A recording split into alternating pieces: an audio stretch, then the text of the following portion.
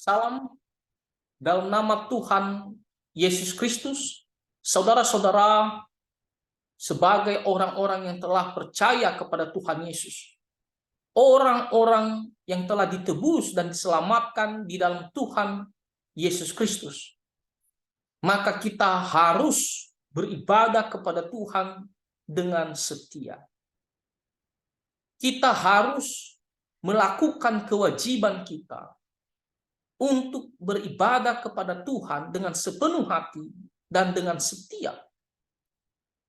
Kalau kita belajar dari Yosua dan keluarganya bertekad, berjanji bahwa mereka hanya mau beribadah kepada Tuhan dan beribadah kepada Tuhan dengan setia dan sungguh-sungguh sepenuh hati. Kalau kita melihat firman Tuhan di kitab Yosua pasal 24 ayat 15, di sini dikatakan, tetapi jika kamu anggap tidak baik untuk beribadah kepada Tuhan, pilihlah pada hari ini kepada siapa kamu akan beribadah. Allah yang kepadanya nenek moyangmu beribadah di seberang sungai Efrat, atau Allah orang Amori yang negerinya kamu diami ini. Tetapi aku dan seisi rumahku, kami akan beribadah kepada Tuhan. Nah, kalau kita melihat, baik Musa maupun Yosua memiliki suatu kesamaan, yaitu Musa di akhir-akhir hidupnya, dia mengumpulkan orang-orang Israel untuk mengadakan sebuah janji bahwa mereka hanya mau beribadah kepada Tuhan dengan setia, melakukan kewajiban mereka dengan sepenuh hati, sungguh-sungguh kepada Tuhan Allah orang Israel. Demikian juga Yosua setelah memimpin orang Israel masuk ke tanah perjanjian, dan di akhir-akhir hidupnya dia mengumpulkan juga orang-orang Israel. Kalau kita membaca di ayat yang pertama dari pasal 24 ini, di situ dikatakan Yosua mengumpulkan seluruh orang Israel di suatu tempat namanya Sikem. Dan apa tujuan Yosua mengumpulkan mereka? Sama seperti Musa, yaitu untuk meminta orang Israel agar mereka berjanji di hadapan Tuhan. Mereka hanya mau beribadah kepada Tuhan dengan setia. Nah, kita melihat Yosua sebentar lagi akan meninggal. Meskipun Yosua akan berpisah dengan mereka, tapi Yosua meminta mereka untuk terus hanya beribadah kepada Tuhan Allah orang Israel dengan setia. Kalau kita membaca di ayat yang kedua, Yosua memulai cerita kepada orang Israel dengan berbicara tentang nenek moyang mereka, yaitu mulai dari keluarga Terah, yaitu ayah Abraham dan Nahor. Mereka ini sekeluarga berada di daerah Mesopotamia, dan firman Tuhan mengatakan mereka beribadah kepada Allah lain, Allah palsu. Dan firman Tuhan mengatakan setelah itu Tuhan mengambil Abraham, memanggil Abraham. Di sini kita melihat bagaimana Tuhan menyatakan kasih karunia-Nya kepada Abraham. Bukan Abraham datang dengan sendirinya mencari Tuhan, bukan. Tapi Tuhanlah yang datang. Dan dikatakan mengambil Abraham, memanggil Abraham untuk keluar meninggalkan negerinya dan pergi ke suatu tempat, suatu negeri yang Abraham tidak tahu pada saat itu. Nantinya kita bisa melihat pada akhirnya negeri itu adalah tanah Kanaan. Jadi Tuhan memanggil Abraham, dan Abraham percaya dan taat. Dan setelah itu firman Tuhan mengatakan bahwa Abraham diberikan seorang anak perjanjian, yaitu Ishak. Dan setelah itu Ishak memiliki dua anak kembar, yaitu Esau dan Yakub. Dan Yakub adalah anak yang dipilih oleh Tuhan. Lalu Yosua melanjutkan cerita bagaimana Yakub dan keturunannya pada akhirnya pergi ke Mesir dan tinggal bersama-sama ya orang-orang Mesir kurang lebih 430 tahun orang-orang Israel atau keturunan Yakub ini tinggal di Mesir kurang lebih 430 tahun. Nah, firman Tuhan mengatakan bahwa di mana ada seorang Firaun yang bangkit pada akhirnya, dan Firaun ini dia tidak pernah mengenal ataupun dia tidak menghormati ya tentang Yusuf.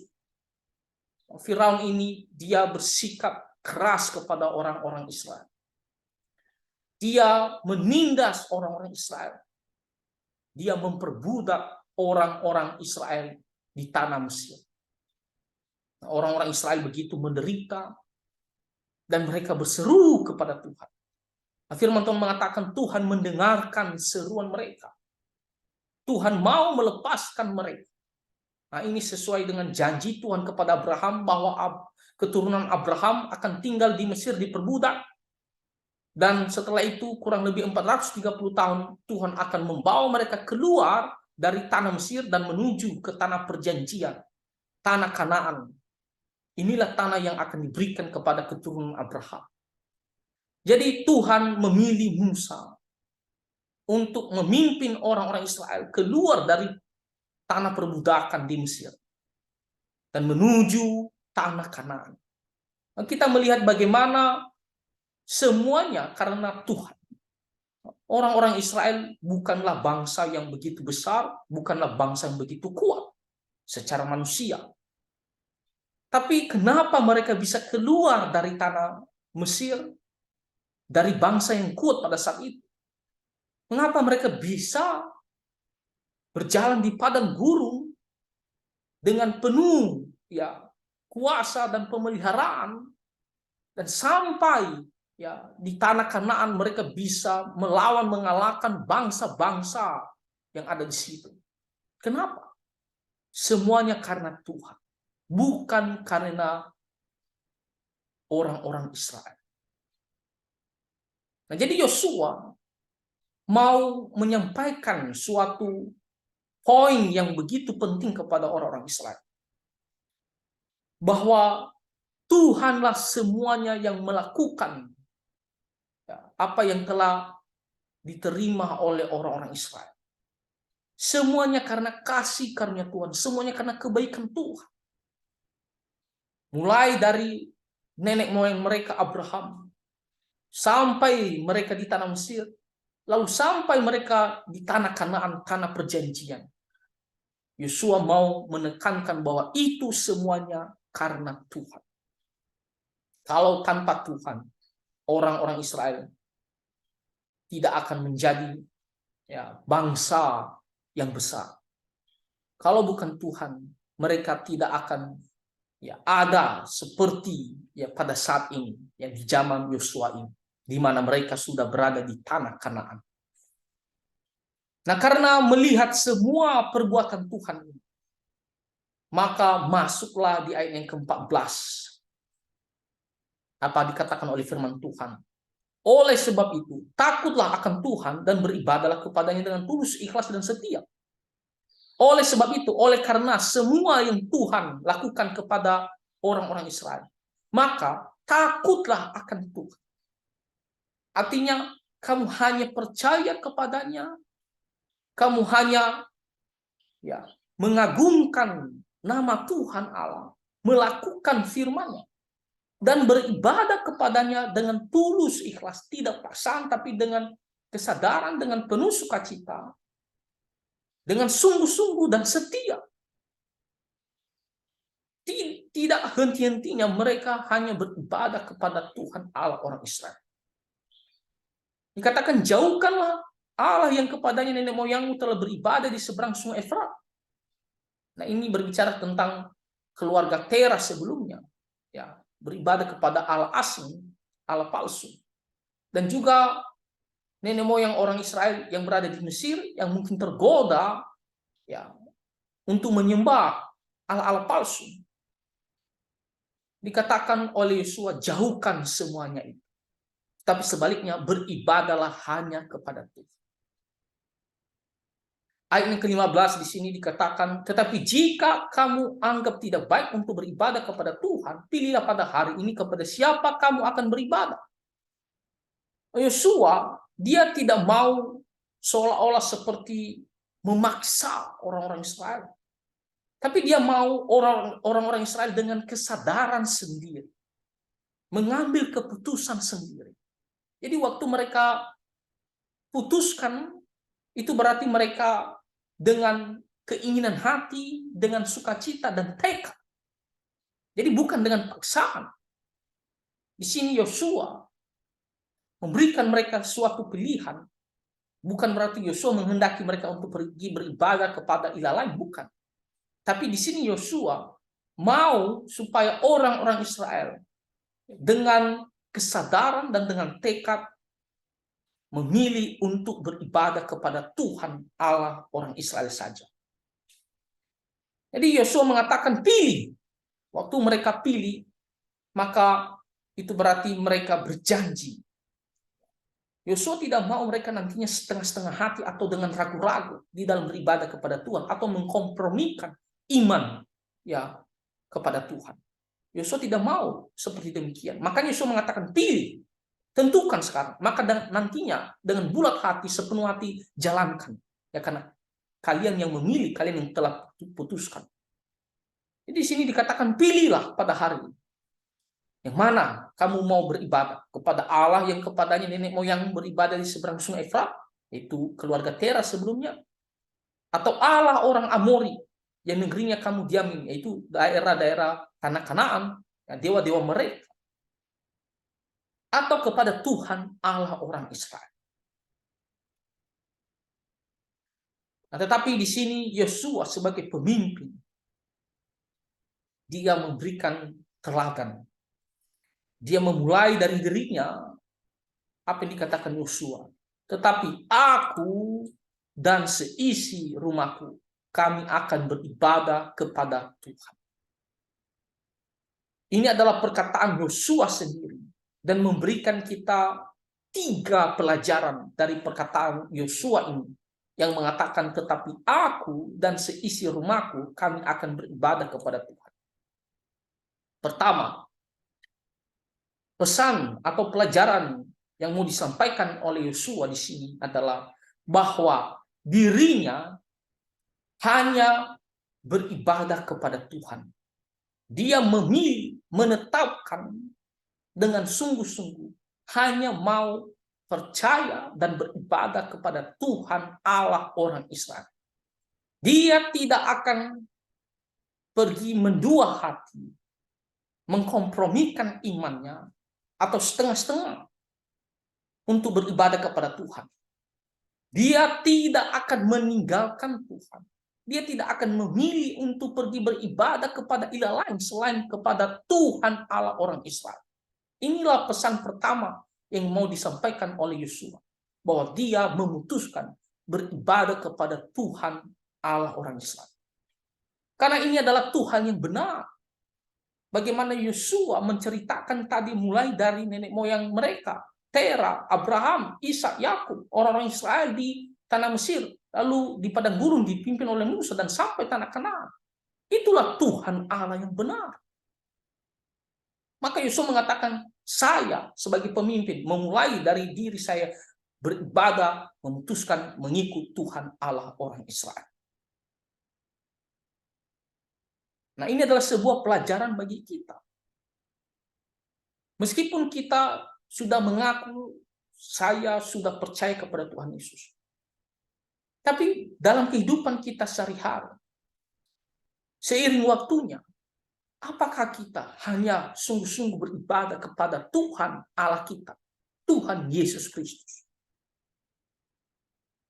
Kita melihat ada orang-orang tertentu, hatinya setengah-setengah. Dia juga pergi beribadah kepada ilah-ilah palsu. Ya. Dia hatinya ragu, dia bimbang, dia juga pergi menyembah Allah-Allah lain, Allah-Allah palsu. Bahkan tidak sedikit ada orang-orang yang mengaku orang Kristen pada akhirnya meninggalkan Tuhan Yesus Kristus dan beribadah kepada ilah lain, ilah palsu. Nah, saudara-saudara, ketika Yosua mengatakan saya hanya beribadah kepada Tuhan, itu berarti tidak ada ilah lain di dalam pikiran dan dalam hatinya. Dan dalam prakteknya tidak ada. Hanya kepada Tuhan Allah orang Israel. Dia akan sembahyang dan melakukan kewajibannya sepenuhnya kepada Tuhan Allah orang Israel. Jadi ketika kita berjanji bahwa kita mau mengikut hanya kepada Tuhan Allah orang Israel, yang melalui anaknya yang tunggal, yaitu Tuhan Yesus Kristus, maka hanya beribadah kepadanya seumur hidup kita. Seumur hidup kita. Tidak akan pernah mendua, tidak akan mengkompromikan iman, apalagi meninggalkan Tuhan Yesus Kristus. Tidak akan pernah. Setia hanya beribadah kepada Tuhan Allah kita. Nah, ini adalah pelajaran pertama. Kedua, pelajaran selanjutnya adalah ketika Yosua mengatakan kami akan beribadah kepada Tuhan, ini bukan hanya sekedar, yang penting saya hanya percaya kepada Tuhan Yesus Kristus. Yang penting hanya beribadah kepada Tuhan Yesus Kristus, tidak pergi beribadah kepada ilah lain. Lalu bagaimana dengan prakteknya? Setiap harinya. Apakah boleh ya kita bolong-bolong untuk beribadah kepada Tuhan? Ada orang-orang Kristen tertentu yang dimana mengaku, ya saya hanya percaya kepada Tuhan Yesus, saya hanya beribadah kepadanya. Tapi setiap hari Minggu, bolong untuk beribadah. Nah, bukan seperti demikian yang dimaksud oleh Yosua. Waktu Yosua mengatakan beribadah kepada Tuhan, orang-orang Israel sudah mengetahui bahwa mereka beribadah dengan teratur, ya, tekun. Ya. Mereka harus melakukan kewajiban mereka ini sesuai dengan apa yang dikehendaki oleh Tuhan. Kalau kita melihat di 10 hukum Taurat, Tuhan mengatakan ingat dan kuduskanlah hari Sabat. Ini adalah salah satu contohnya. Mereka harus menguduskan hari Sabat. Ya. Mereka harus datang beribadah kepada Tuhan setiap hari Sabat. Jadi secara teratur, terus-menerus, bukan bolong-bolong. Bukan kita mengatakan, yang penting saya hanya percaya kepada Tuhan Yesus, tidak beribadah kepada ilah lain. Tapi bagaimana prakteknya ibadah kita setiap hari Minggu? Apakah kita menjalankannya teratur, tekun dengan sungguh-sungguh? Atau kita bolong-bolong, dalam 1 bulan hanya 1 kali datang beribadah? Bukan seperti demikian, saudara-saudara. Pelajaran kedua ini, ketika Yosua mengatakan saya mau beribadah kepada Tuhan, maka dia akan menjalankan ya dengan setia waktunya sesuai yang telah ditetapkan oleh Tuhan. Ya, kalau menguduskan hari Sabat, setiap hari Sabat datang beribadah kepada Tuhan. Tidak bolong-bolong, tapi dengan tekun dan setia. Jadi Yosua akan menjalankan dengan sepenuh hati, dengan teratur, dengan setia, sesuai dengan yang dikehendaki oleh Tuhan. Bukan malas ataupun bolong-bolong untuk beribadah kepada Tuhan. Bukan seperti demikian. Nah, itu adalah pelajaran kedua. Beribadah dengan sepenuh hati dan teratur, rajin, tekun. Ya, tidak hanya mengatakan yang penting saya percaya Tuhan Yesus, tapi benar-benar menjalankannya. Lalu yang ketiga, pelajaran bagi kita.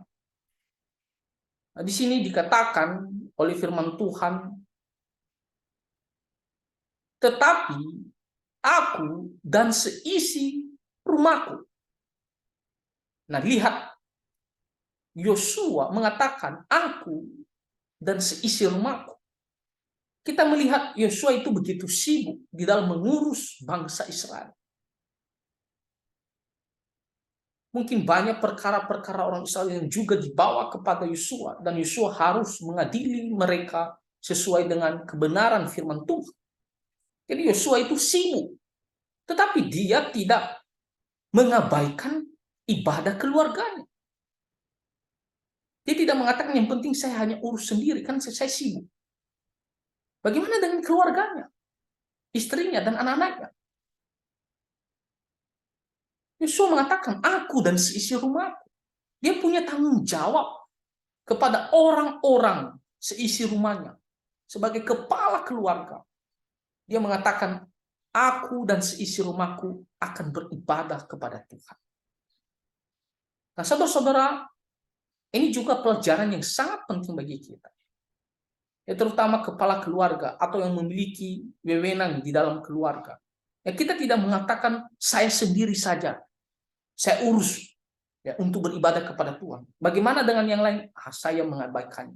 Saya tidak peduli, biarlah mereka urus diri sendiri. Tidak. Tapi kita dan keluarga kita, ya terutama kepala keluarga, harus membawa untuk beribadah kepada Tuhan Allah. Waktu kita sendiri belum menikah, kita hanya urus diri sendiri. Tapi setelah kita menikah, khususnya kepala keluarga, kita memimpin keluarga, kita punya tanggung jawab terhadap istri dan anak-anak kita. Maka kita harus bertanggung jawab membawa mereka bertekad untuk beribadah kepada Tuhan Allah.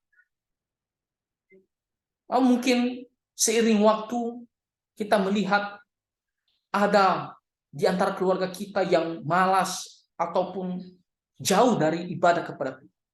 Kita sebagai kepala keluarga harus menasihati, membimbing, mendorong dan mendoakan mereka terus-menerus supaya anggota keluarga kita ini bisa kembali beribadah kepada Tuhan dengan setia dan teratur.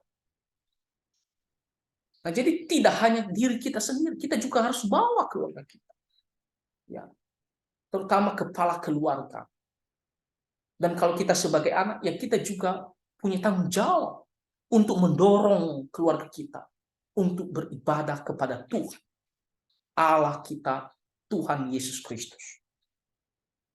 Nah, ini adalah pelajaran ketiga bagi kita dan sangat penting bagi kita orang-orang Kristen, karena kita semua punya keluarga.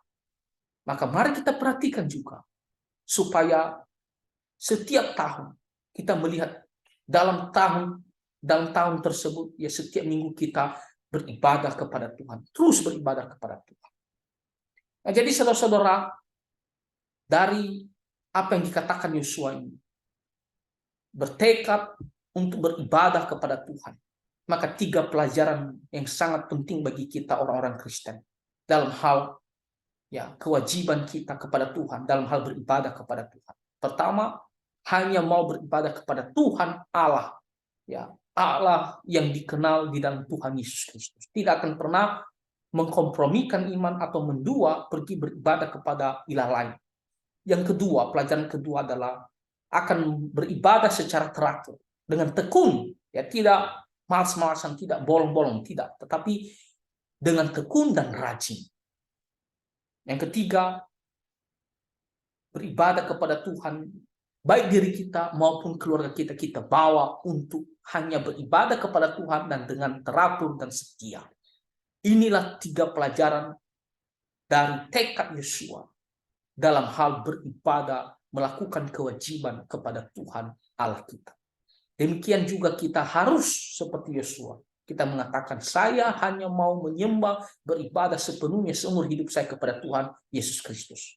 Dan saya mau beribadah secara teratur dengan tekun, dengan sungguh-sungguh. Dan saya mau beribadah dan juga membawa keluarga saya untuk beribadah selalu kepada Tuhan. Kalau ada keluarga yang jauh dari ibadah, kita bimbing mereka, kita dorong dan doakan mereka supaya mereka bisa beribadah kepada Tuhan dengan teratur dan dengan setia. Dan kalau kita melakukan seperti demikian, maka Tuhan akan berkenan kepada kita. Nah, Tuhan akan memberkati kehidupan kita, baik diri kita maupun kehidupan keluarga kita semua. Nah, saudara-saudara, kiranya kita bertekad, berjanji untuk beribadah kepada Tuhan dengan setia. Nah, Tuhan Yesus Kristus menolong kita dan memberkati kita semua. Amin.